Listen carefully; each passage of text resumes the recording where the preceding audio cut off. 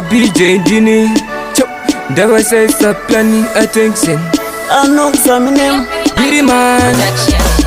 Aude kuona ndichifara, ndoda kushanda wouya wondigara, ndotadza kuita zvandinoda, nekuda kwako usimbe. Kana doro revamwe ndinopota, nevamwe ini teki ndizvo zvichaita kuti ndigoba mapepa tombosainirana. Usimbe ndati chimbondisiya, ini ndoda kumbozvishandira, nguva yareba ndichidzongaira, usadzoka futi ndakuonera.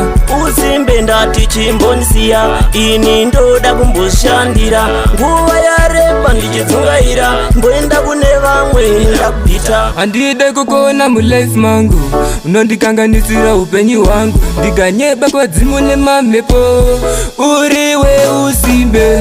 Ndikagara ndoiwana kupi mari, hakuna chamahara hama neshamwari, ndotodawo kuva mupfumi, asi wewe hauzvibvumi. Usimbe ndati chimbondisiya, ini ndoda kumbozvishandira, nguva yareba ndichidzongaira, usadzoka futi ndakuonera.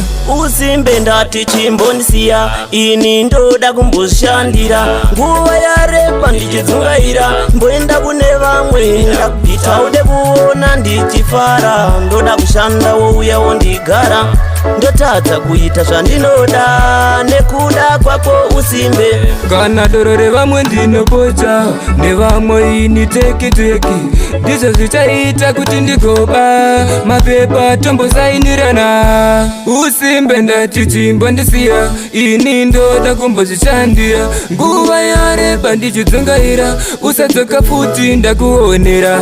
Usimbe ndati chimbondisiya, ini ndoda kumbozvishandira, nguva yareba ndichidzongaira, mboenda kune vamwe ndakubvita. Handide kukona mulife mangu, unondikanganisira upenyu hwangu, ndikanyeba kwadzimu nemamhepo, uriwe usimbe.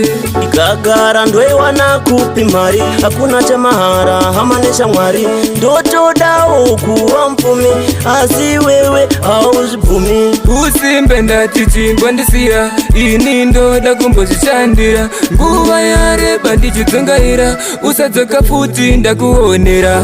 Usimbe ndati chimbondisiya, ini ndoda kumbozvishandira, nguva yareba ndichidzongaira, mboenda kune vamwe ndakubvita. Usimbe ndati chimbondisiya, ini ndoda kumbozvishandira, nguva yareba ndichidzongaira, usadzoka futi ndakuonera. Usimbe ndati chimbondisiya, ini ndoda kumbozvishandira, nguva yareba ndichidzongaira, mboenda kune vamwe ndakubvita.